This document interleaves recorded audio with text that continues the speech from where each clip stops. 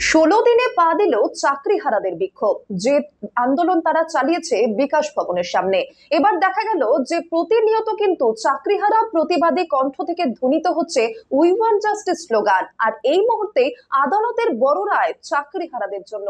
আদালতের তরফ থেকে জানানো হলো এবার আর বিকাশ ভবনের রাস্তা জুড়ে বিক্ষোভ নয়, এবার সেন্ট্রাল পার্কের সুইমিং পুল এলাকা জুড়ে বিক্ষোভ দেখাতে পারবে চাকরিহারা শিক্ষকরা। 16 দিনে পড়ল চাকরিহারাদের আন্দোলন। যে আন্দোলন তারা চালিয়ে যাচ্ছেন বিকাশ ভবনের সামনে। তাদের প্রতিবাদী কণ্ঠস্বর থেকে প্রতিনিয়ত ধ্বনিত হচ্ছে উই ওয়ান্ট জাস্টিস। তবে চাকরিহারাদের নিয়ে এবার বড় রায় দিল আদালত।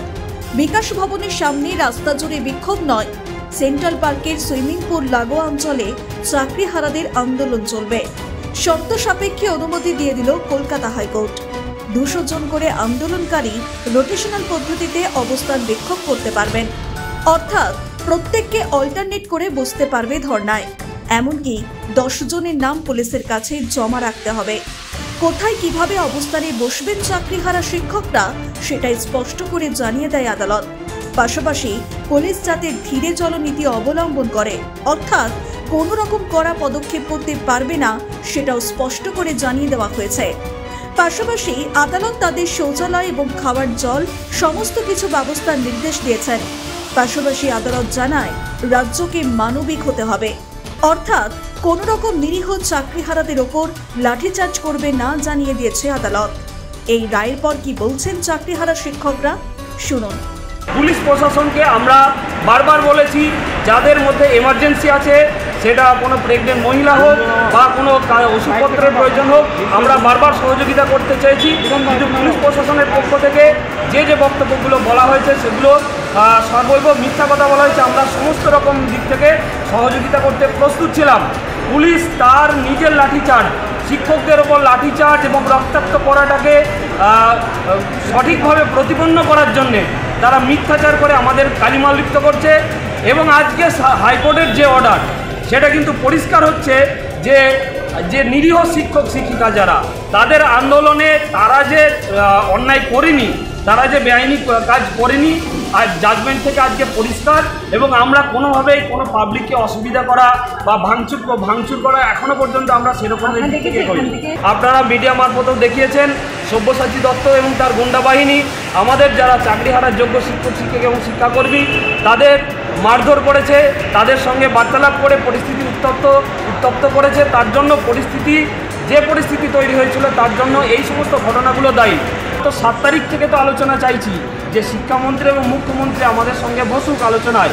আমাদের বিষয় বিশেষ করে আইনের দিক থেকে সরকার, মুখ্যমন্ত্রী নেতাজি ইন্দোরে যে কমিটমেন্ট করেছিলেন যে উনি থাকতে একজন যোগ্যরও চাকরি যাবে না, সেই কমিটমেন্টটা কোথায় গেল? শিক্ষামন্ত্রী বললেন আলোচনা করে পদক্ষেপ নেও, আলোচনা না করে পদক্ষেপ দিচ্ছেন। রিভিউয়ের সরকারের স্ট্যান্ড পয়েন্ট কী? আবার শুনছি নতুন বিজ্ঞপ্তির প্রস্তুতি। তাই নতুন বিজ্ঞপ্তি দিয়ে আমাদেরকে একবারে চাকরিটাকে পথে বসিয়ে দিয়ে আমাদের সমস্ত পরিজনকে শেষ করে দিতে চাইছে সরকার, নাকি আমাদের আবার চাকরিতে বহাল রাখতে চাইছে, ফেরানোর কোনো উদ্যোগ আছে? সেটা আমাদের জানা জরুরি। যেভাবে শিক্ষক শিক্ষিকাদের সেদিন রাতে পেটানো হয়েছে, গণহারে লাঠিচার্জ করা হয়েছে, তারই প্রতিবাদ জানানো দরকার এবং জানাই সেক্ষেত্রে। এবং একজন সাধারণ নাগরিক হিসাবে এবং শিক্ষক হিসাবে শিক্ষকদের পাশে দাঁড়ানোটা মনে হয় নৈতিক কর্তব্য আমাদের। তাই তাদের পাশে আন্দোলন করে বা যারা সত্যের পথে চলে তাদের বিরুদ্ধে অনেক রকম মামলা বা সরকার তাদের বিরুদ্ধে নানা রকম প্রতিবন্ধকতা তৈরি করার অপচেষ্টা তারা চালায়। কিন্তু সেক্ষেত্রে দাঁড়িয়ে আমরা ভয়ের কোনো ব্যাপার কিছু নেই। এর আগেও মামলা চলেছে আমার, সেই মামলাগুলোও রয়েছে।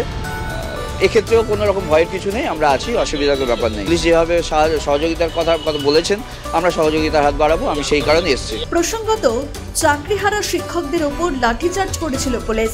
শুধু তাই নয়, লাথি মেরেছিল আইনের রক্ষক, যা নিয়ে তুমুল বিতর্ক সৃষ্টি হয়েছিল। এতটা অমানবিক আচরণ কি করে করতে পারে পুলিশ?